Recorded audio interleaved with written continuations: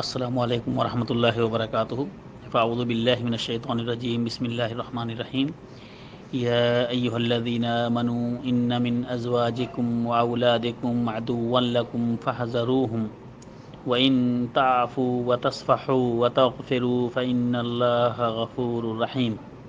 اللہ رب العالمین نے سورۃ تغابن کے اندر ارشاد فرمایا کہ اے ایمان والو، تمہاری بعض بیویاں اور بعض بچے تمہارے دشمن ہیں، پس ان سے ہوشیار رہنا.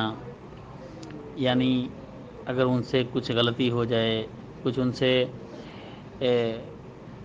خطائیں ہو جائیں جو معاف کرنے کے قابل ہوں،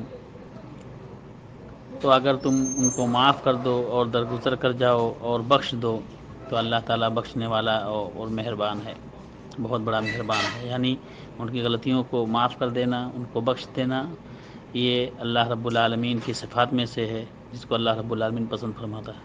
السلام علیکم.